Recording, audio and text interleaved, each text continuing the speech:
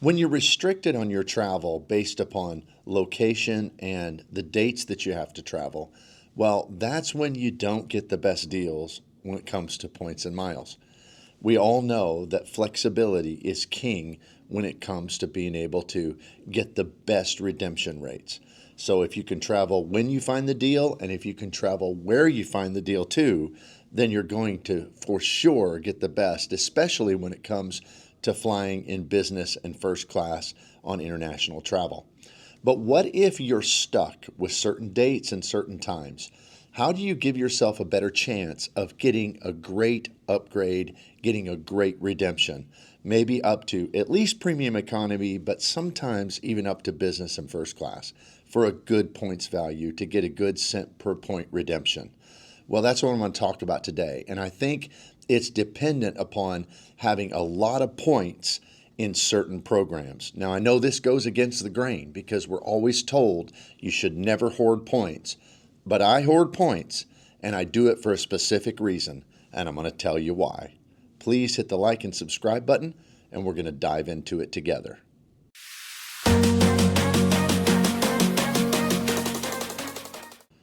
Now, the general wisdom is that people should earn and burn.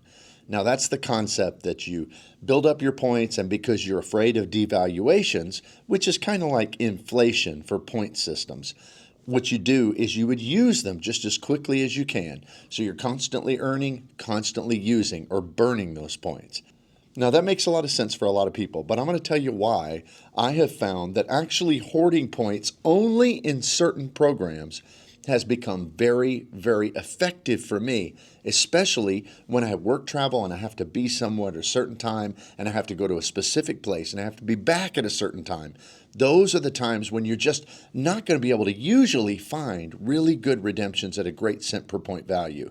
But this strategy that's only available if you're hoarding points in certain programs is very, very effective.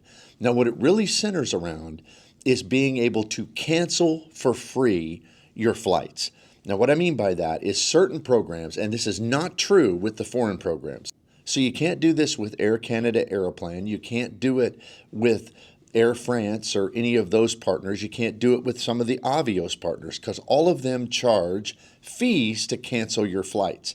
Now, what you can do is with the U.S. carriers, particularly the ones that I'm thinking of, are American Airlines, Delta, you got United, you've got JetBlue, and you have Alaska.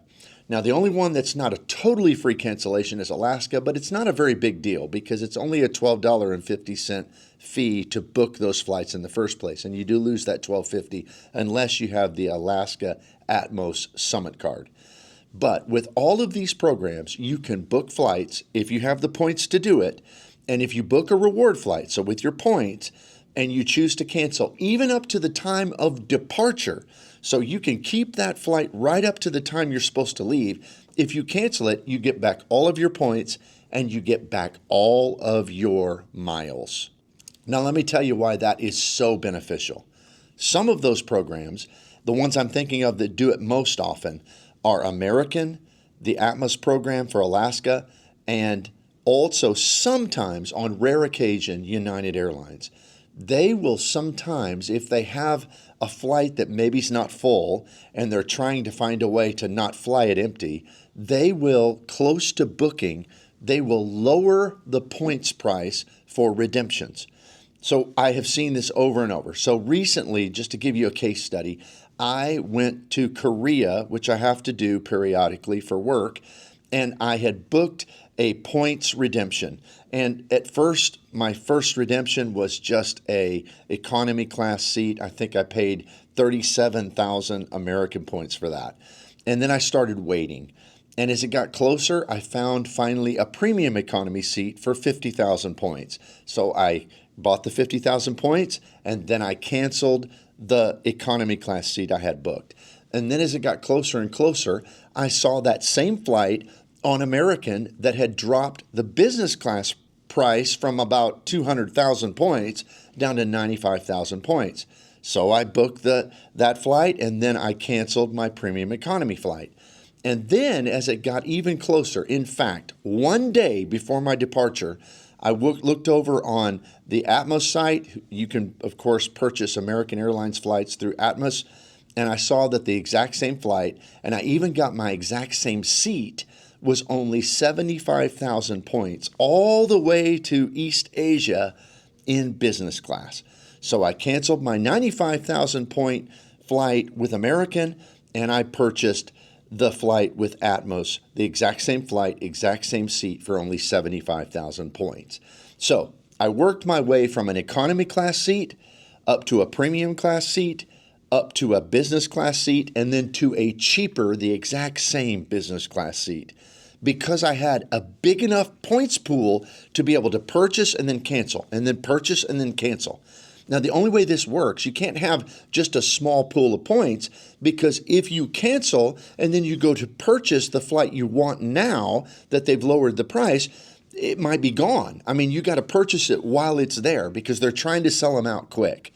So you've got to have enough points, a big enough pool to be able to purchase your flight and then cancel the other flight.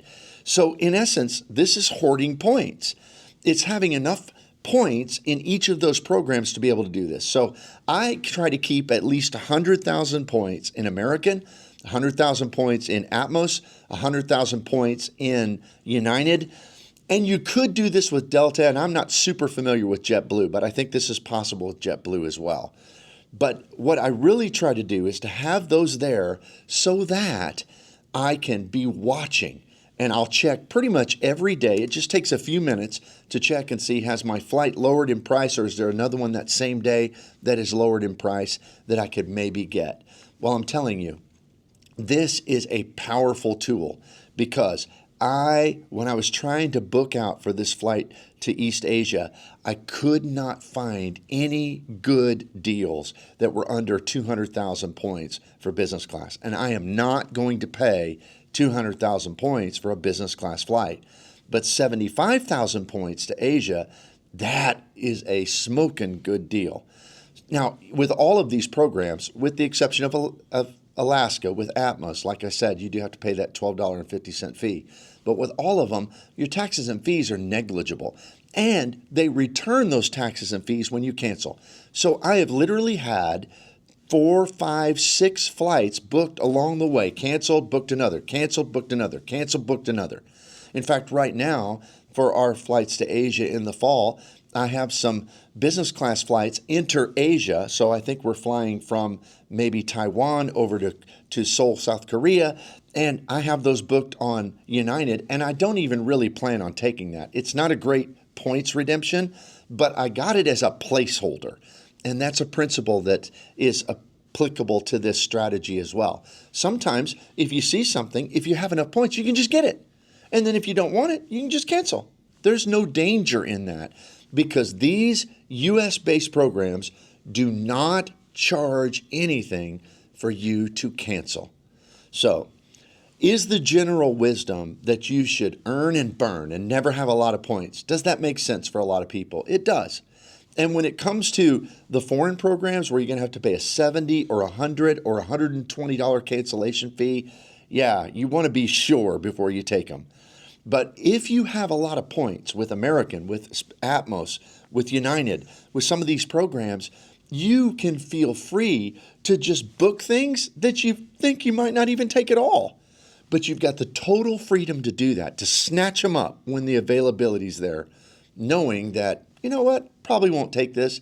I'll just get my points back. I'll just get my money back. It is a powerful, powerful strategy. So earn and burn, that works for a lot of people. But for me, hoarding points, especially in those programs that have no charge cancellations and also give all of your taxes and fees back right up to the point of departure, is a very, very solid strategy. So let me know what you think about this down in the comments below. Please consider one of my channel memberships.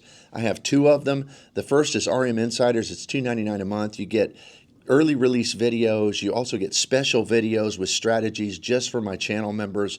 And also I have a Discord for channel members. You can cancel anytime. I also have my premium tier, which is Spreadsheet Warriors, and that includes everything from RM Insiders, but also has a once a month Zoom session where we talk face to face over Zoom and some other perks as well. So check that out in the join link or in the link down below. If you would, please hit the like and subscribe button, and I will see you here next time.